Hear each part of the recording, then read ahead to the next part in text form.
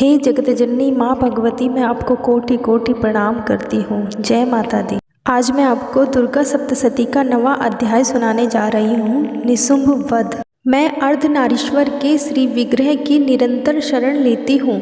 उसका वर्ण बंदूक पुष्प और सुवर्ण के समान रक्त पीत मिश्रित है। वह अपनी भुजाओं में सुंदर अक्षमाला, पाश, अंकुश और वरद मुद्रा धारण करता है। अर्धचंद्र उसका आभूषण है तथा वह 3 नेत्रों से सुशोभित है।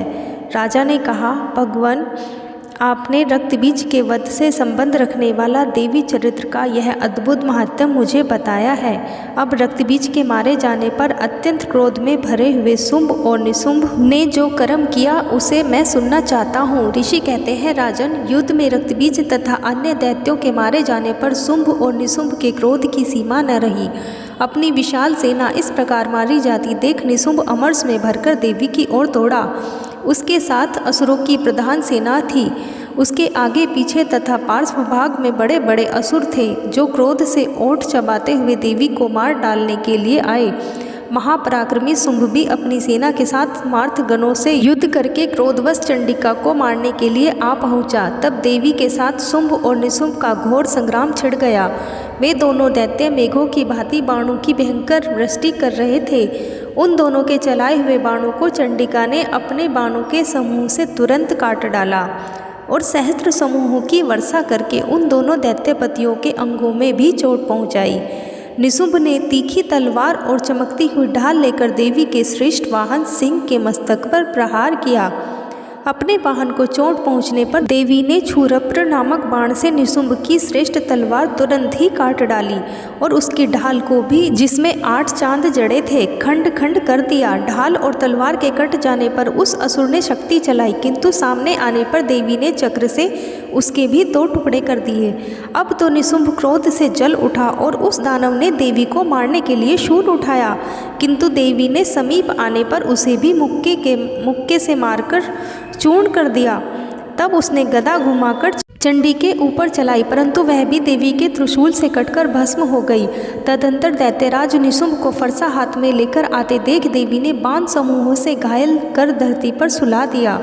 उस भयंकर पराक्रमी भाई निशुंभ के धराशायी हो जाने पर शुंभ को बड़ा क्रोध हुआ और अंबिका का वध करने के लिए वह आगे बढ़ा। रथ पर बैठे बैठे ही उत्तम आयुधों से सुशोभित अपनी बड़ी बड़ी 8 अनुपम भुजाओं से समूचे आकाश को ढककर वह अद्भुत शोभा पाने लगा। उसे आते देख देवी ने शंख बजाया और धनुष की प्रत्यंचका भी अत्यंत दूसरा शब्द किया। साथ ही अपने घंटे के शब्द से, जो समस्त दैत्य सैनिकों का तेज नष्ट करने वाला था, संपूर्ण दिशाओं को व्याप्त कर दिया।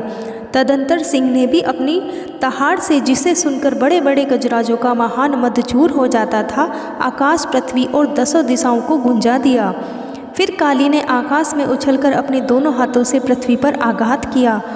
उससे ऐसा भयंकर शब्द हुआ जिससे पहले के सभी शब्द शांत हो गए। तत्पश्चात शिवदूती ने दैत्यों के लिए अमंगलजनक अट्टहास किया। इन शब्दों को सुनकर समस्त असुर थर्रा उठे, किंतु शुंभ को बड़ा क्रोध हुआ। उस समय देवी ने जब शुंभ को लक्ष्य करके कहा, ओ दुरात्मन, खड़ा रह, खड़ा रह। तभी आकाश में खड़े हुए देवता बोल उठे, जय हो, जय हो, जय हो जगदम्बे माँ की जय हो। शुंभ ने वहां आकर ज्वालाओं से युक्त अत्यंत भयानक शक्ति चलाई। अग्नि में पर्वत के समान आई हुई उस शक्ति को देवी ने बड़े भारी लूके से दूर हटा दिया।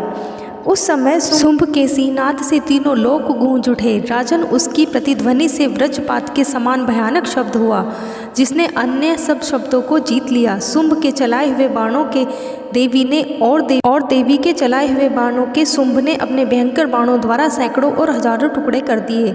तब क्रोध में भरी हुई चंडिका ने शुंभ को शूल से मारा। उसके आघात से मूर्छित हो वह पृथ्वी पर गिर पड़ा।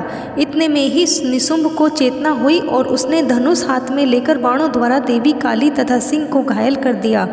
फिर उस दैत्यराज ने 10,000 बाहें बनाकर चक्रों के प्रहार से चंडिका को आच्छादित कर दिया। तब दुर्गम पीड़ा का नाश करने वाली भगवती दुर्गा ने कुपित होकर अपने बाणों से उन चक्रों तथा बाणों को काट गिराया। यह देख निशुंभ दैत्य सेना के साथ चंडिका का वध करने के लिए हाथ में गदा ले बड़े वेग से दौड़ा। उसके आते ही चंडिका ने तीखी धार वाली तलवार से उसकी गदा को शीघ्र ही काट डाला। तब उसने शूल हाथ में ले लिया। देवताओं को पीड़ा देने वाला निशुंभ को शूल हाथ में लिए आते देख चंडिका ने वेग से चलाए हुए अपने शूल से उसकी छाती छेड़ डाली। शूल से विदीर्ण हो जाने पर उसकी छाती से एक दूसरा महाबली एवं महापराक्रमी पुरुष खड़ी रह कहता हुआ निकला। उस निकलते हुए पुरुष की बात सुनकर देवी ठठाकर हंस पड़ी और खड़ग से उन्होंने उसका मस्तक काट डाला। फिर तो वह पृथ्वी पर गिर पड़ा। तदंतर सिंह अपने डाढ़ों से असुरों की गर्दन कुचलकर खाने लगा। यह बड़ा भयंकर दृश्य था। उधर काली तथा शिवदूती ने भी अन्य दैत्यों का भक्षण आरंभ किया। कौमारी की शक्ति से विदीर्ण होकर कितने ही महादैत्य नष्ट हो गए। ब्राह्मणी की मंत्रपूत जल से निस्तेज होकर कितने ही भाग खड़े हुए। कितने ही दैत्य माहेश्वरी के त्रिशूल से छिन्न भिन्न हो धराशायी हो गए। वाराही के तुतून के आघात से कितनों का पृथ्वी पर कचूमर निकल गया। वैष्णवी ने भी अपने चक्र से दानवों के टुकड़े टुकड़े कर डाले। इंद्र के हाथ से छूटे हुए व्रज से भी कितने ही प्राणों से हाथ धो बैठे। कुछ असुर नष्ट हो गए, कुछ उस महायुद्ध से भाग गए तथा कितने ही काली शिवदूती तथा सिंह के ग्रास बन गए। इस प्रकार श्री मार्कंडेय पुराण में सावर्णिक मनवंतर की कथा के अंतर्गत देवी माध्यम में निशुंभ वध नामक नवा अध्याय पूर्ण हुआ। बोलो जगदम्बे माँ की जय। हे माँ जगदम्बे, अगर मुझसे कोई भी त्रुटि हुई हो तो कृपा मुझे क्षमा करना। हे माँ, मुझे क्षमा करना। हम सब पर अपनी कृपा बनाए रखना। जय माता दी।